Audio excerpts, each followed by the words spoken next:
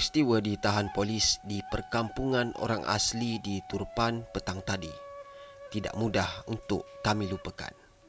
Apa yang kami harapkan agar perjalanan seterusnya lebih aman dan tenang. Namun kami cuba lupakan seketika kejadian itu apabila tiba di Gocho City menceritakan sejarah Gochang, tapak runtuhan kerajaan lama semasa dinasti Yuan dan Ming, dan merupakan pusat perdagangan yang sibuk selain tempat singgahan pedagang yang menggunakan jalan sutera.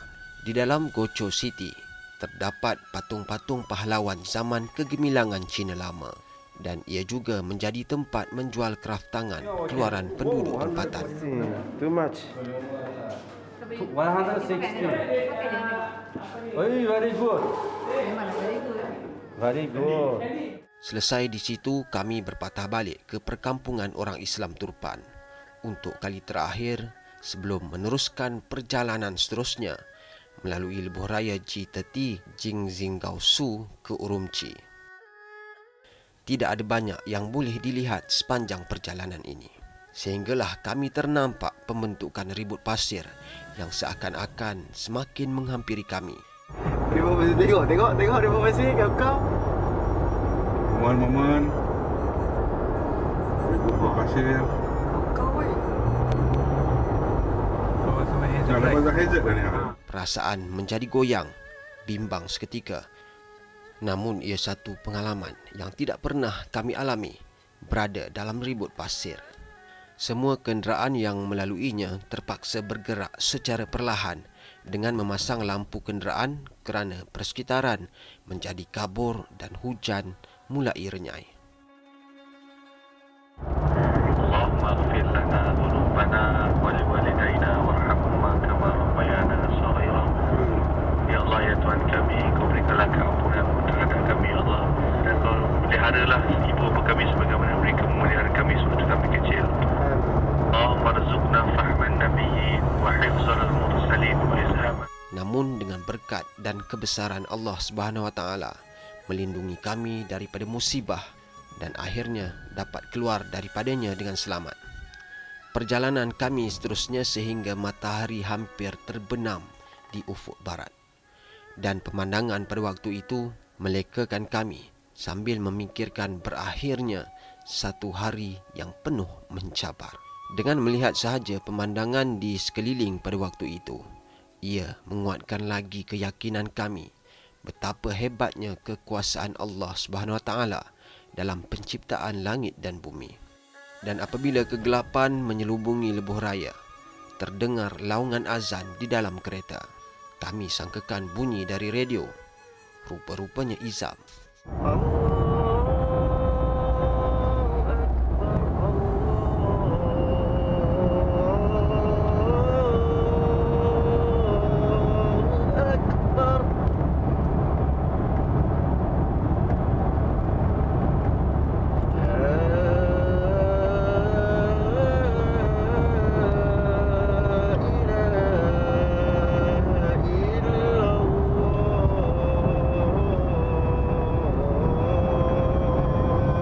Kami meneruskan perjalanan sehingga ke tempat penginapan di Hotel G di Urumqi.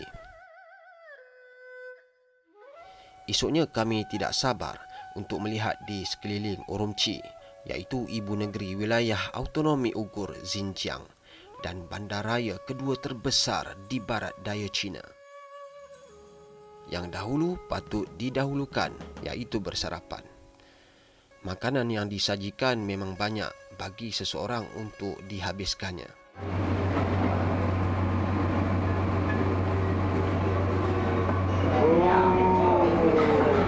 Baik, bismillahirrahmanirrahim.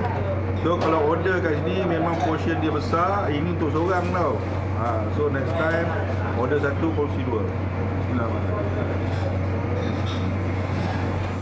Bumi Urumqi mempunyai kira-kira 3.5 juta penduduk pada 2015.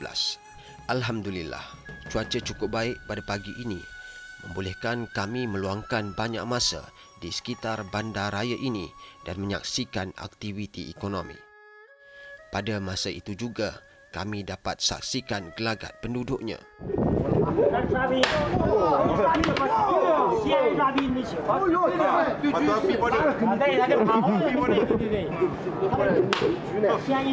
Yang membuatkan kami sedikit muskil ialah mirip wajah serta warna kulit penduduknya, tidak seperti bangsa Cina.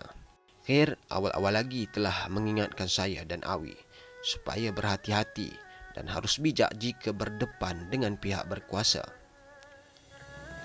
Katanya kami berdua dianggap bernasib baik kerana dapat menjejakkan kaki di bumi Urumqi yang amat sukar bagi media untuk memasukinya. Ini kerana kerajaan China melarang media asing untuk memasuki Urumqi kerana laporan yang disiarkan selalunya negatif berikutan layanan terhadap kaum Islam. Sebelum ini kami hanya mendengar mengenai orang Islam, terutamanya yang bekerja dalam perkhidmatan awam, tidak dibenarkan berpuasa semasa bulan Ramadan. Malah ada yang ditegah daripada solat Jumaat.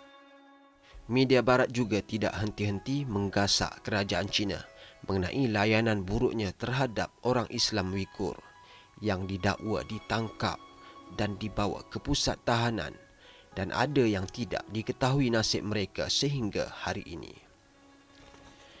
Kini kami sudah berada di Urumqi dan kami mahu mendengar sendiri daripada mulut orang Islam di bandar ini yang tidak menafikan berita-berita yang kami dengar sebelum ini. Malah ada dalam kalangan mereka yang mahu berhijrah ke negara Islam seperti Dubai dan Qatar. Mendengarkan cerita buruk itu, kami terasa tergugat. Malah perasaan takut menyelubungi kami memikirkan aspek keselamatan kami berada di bandaraya itu. Namun kami serahkan semuanya kepada Allah Subhanahu Wa Taala kerana atas kehendaknya lah kami dapat sampai sehingga ke tempat ini.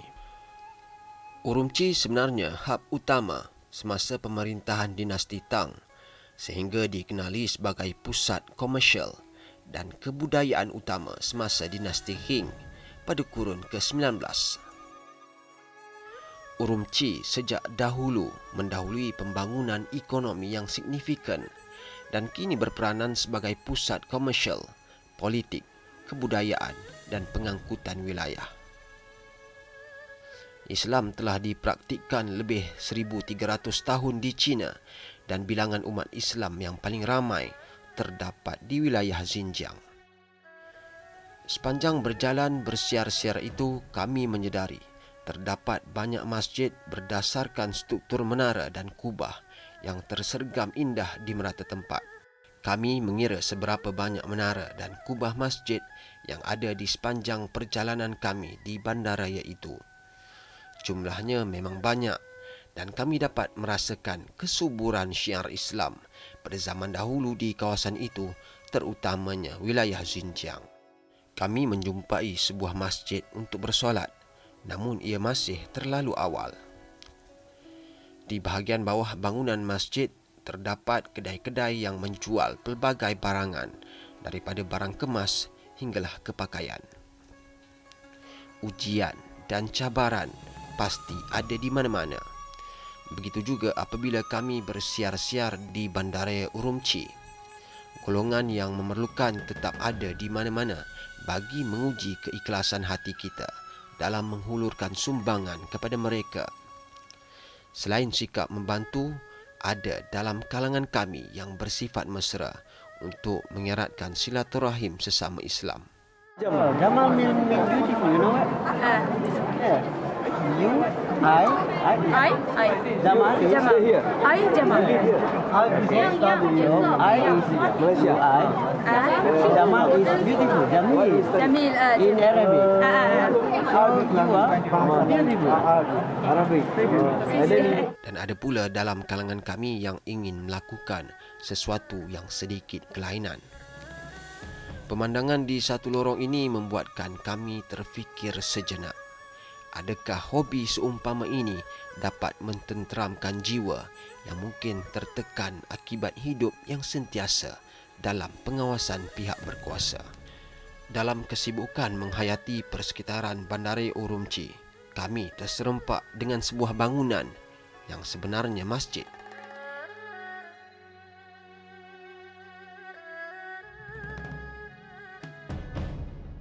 Okey, itulah. Memang betul lah mana kita tengok kat internet tu semua tu. Kan tadi kami cuba nak masuk ke masjid ni untuk solat, tetapi menurut pegawai polis tu kena buat reservation ataupun kena buat temu janji dulu untuk sembahyang. So itulah, kita nak solat pun kena buat appointment. Syukurlah. Sayang sekali kerana walaupun terdapat banyak masjid, namun waktu bersolat dihadkan. Dan ini adalah kekangan yang membuatkan ramai umat Islam tidak dapat merasai kenikmatan untuk bermunajat di dalam masjid untuk tempoh yang lama. Okey, setelah beberapa kali kita cuba masuk ke masjid di sini dan kita tidak dibenarkan untuk solat, kami tidak akan patah semangat. Dekat sini banyak masjid, takkan satu pun kita tak boleh solat. So misi kita kali ini adalah kita akan pastikan dan kita doa supaya kita dapat juga solat di salah sebuah masjid di sini. InsyaAllah, jom.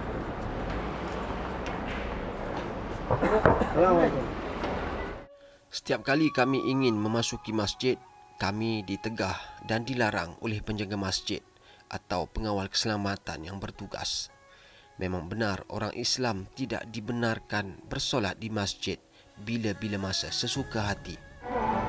Okey, tadi kita tanya tadi apa yang perempuan tu tadi kat situ tadi, kat mana boleh tak masuk sembahyang? Dia cakap boleh masuk. Tapi bila kita cuba masuk, ada somebody dekat dalam tu, lelaki, hentikan kita orang. Dia kata tak boleh masuk kat dalam. Jadi cubaan kali ini nampaknya gagal. Kita doakan kami, insya-Allah. Mereka cuma diberi masa tidak lebih daripada 30 minit untuk menunaikan solat. Dan selepas waktu itu pintu masjid akan ditutup dan tiada siapa boleh dibenarkan masuk selepas itu. Kami terpaksa pergi dari satu masjid ke satu masjid meminta kebenaran untuk bersolat, namun dinafikan. 6:30. 6:30. 40 minit.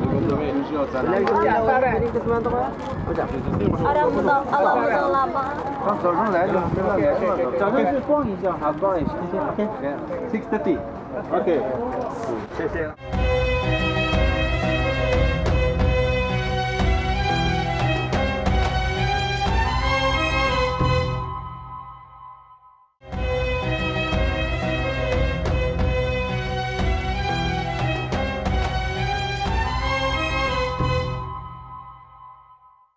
Hanya sebuah masjid yang boleh kami bersolat. Itu pun selepas mendapat kebenaran daripada seorang pengawal keselamatan masjid selepas puas kami berbincang dengannya. Bagaimanapun kami terpaksa menunggu di luar sehingga masuknya waktu bersolat.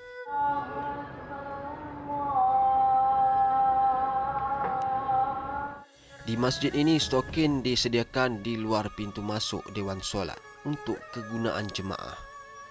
Dan dalaman masjid yang cantik menimbulkan keinginan kami untuk meluangkan lebih masa di situ. Namun bukan sahaja kami, tetapi semua jemaah dipaksa beredar daripada dewan solat sesudah melaksanakan tanggungjawab.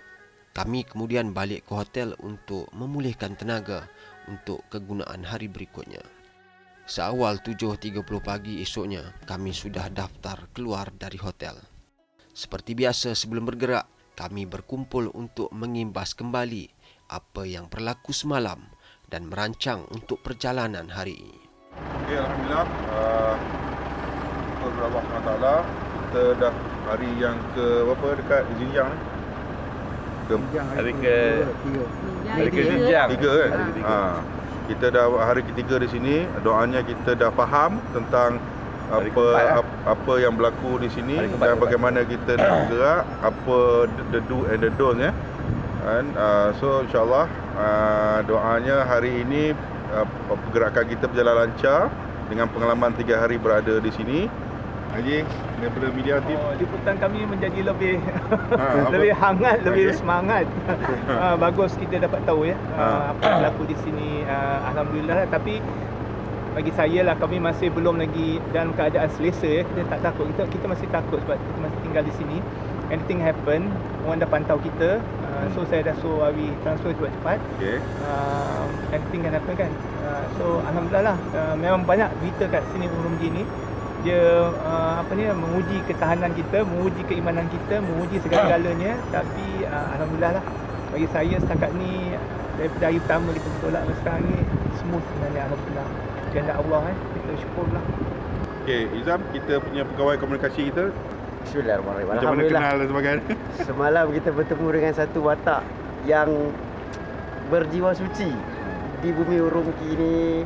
Alhamdulillah, dia berkongsi banyak cerita dengan kita berkenaan dengan apa yang berlaku, kenapa berlaku begini, apa yang kita boleh cakap, apa yang kita tak boleh cakap, macam mana kita nak bawa diri, macam mana cara hidup di sini, dan macam mana tertekannya orang-orang yang berhati murni yang duduk di sini.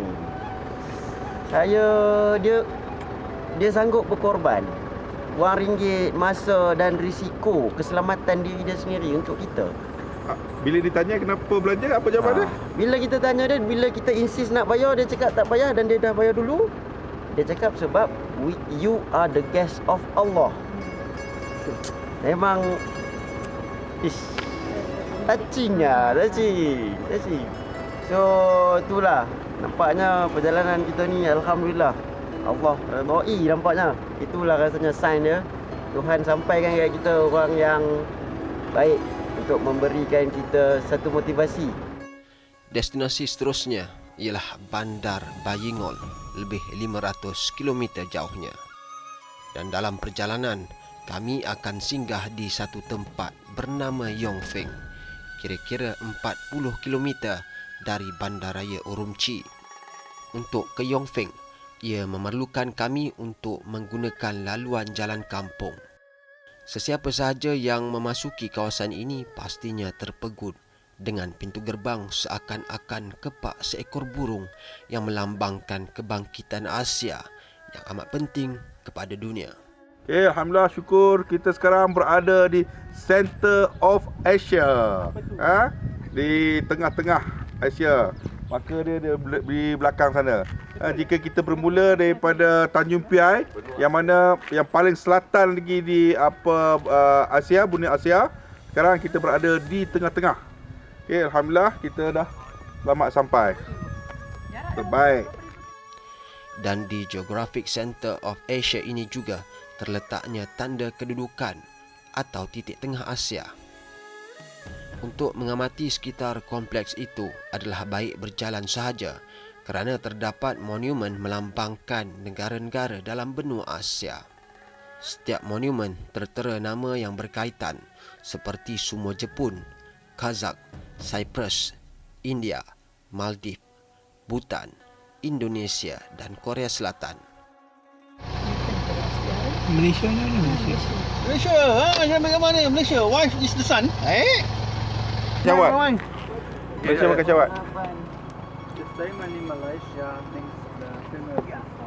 Kami terpinga-pinga dan tertanya-tanya maksud di sebalik ayat yang tertera itu dan membuat kami tidak sedap hati sehinggalah Andy memaklumkan kepada kami. Di sini mengatakan bahawa orang kaum Semang, orang asli percaya bahawa isteri adalah matahari dan suami adalah bulan sementara anak-anak adalah bintang. Kami terus menapak ke dalam kompleks itu yang begitu luas dan sesuai untuk bersantai walaupun ia kelihatan sedikit terbiar. Dan kami mengorak langkah sambil tertanya-tanya mengenai suatu struktur yang dapat dilihat dari jauh di penghujung kompleks itu. Sebelum tiba di situ, saya telah membuat semakan mengenai tempat ini. Selama ini, kami hanya melihatnya di dalam gambar. Kini kami berdepan dengan struktur itu yang setinggi 22 meter, diperbuat daripada besi yang melambangkan abjad A bermaksud Asia. Di atas struktur itu terletak glob besi dengan pendulum tergantung di bawahnya yang menunjukkan arah kedudukan titik tengah benua Asia.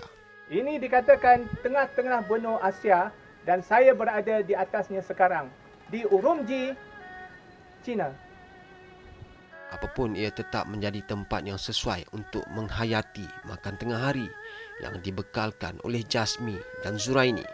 Akhirnya berjaya kita makan di tengah-tengah Malaysia. Center of Asia. Center of Asia. Makan mi. Wahai orang-orang Asia, kami di tengah-tengah sekarang ni. Seperti biasa, kemana sahaja kami berada, kami pasti menjadi perhatian ramai.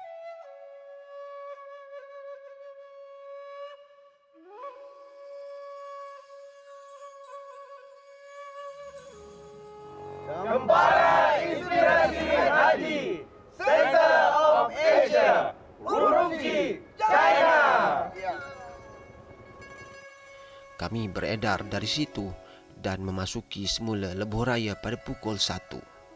Dan sepanjang perjalanan kami dapat melihat bukit bukau yang gersang dan bukit batu yang mencanak dari muka bumi. Dan kami berhenti kira-kira 20 minit untuk bergambar di tepi lebuh raya itu yang berdepan dengan gurun Gobi. Mungkin kehadiran kami di situ membuat pengguna lebuh raya yang lain merasa aneh, tetapi kami tidak mahu melepaskan peluang berfoto untuk dijadikan kenangan. Pemandangan di sepanjang jalan sentiasa menarik dengan gunung diseliputi salji, berdepankan deretan kicir angin di kaki tanah tinggi itu. Sekawan kuda kelihatan berkeliaran, menimbulkan persoalan. Adakah ianya liar atau bertuan yang sengaja melepaskan haiwan itu untuk meragut rumput dan menikmati kebebasan daripada terperap dalam kandang? Kelihatan pula gerabak kereta api menderu melintasi tanah rata, membawa barang yang sedang dinantikan ketibaannya di destinasi yang dijanjikan. Dan kami berhenti seketika bagi membolehkan Syahuri memperbetulkan rak barang di bahagian atas bumbung kereta. Dan sejauh mata memandang, terserlahlah gunung yang diseliputi salji, bagaikan puncak Everest di Himalaya. Surah An-Naba ayat 6 hingga 7 bermaksud, bukankah kami telah menjadikan bumi terbentang luas sebagai hamparan dan gunung ganang sebagai tiang pasaknya. Pemandangan jambatan menembusi terowong melalui bukit batu di kiri dan kanan lebuh raya, sesuatu yang sudah menjadi kebiasaan, dan ia membuat kami terfikir, adakah bukit yang kami saksikan merupakan kejadian semula jadi atau perbuatan manusia memecahkan untuk dijadikan laluan darat.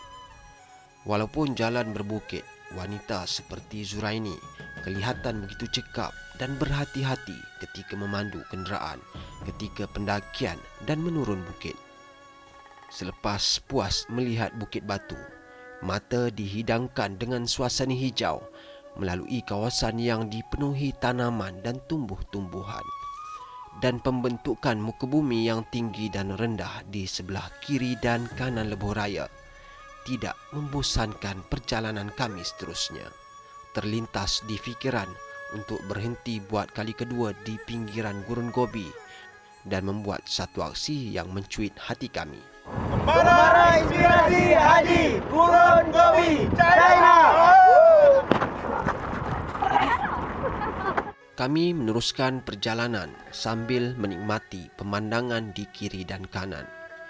Laluan seterusnya begitu cantik dengan langit yang indah, tanah yang landai, diselang-seli bukit dan tanah rata.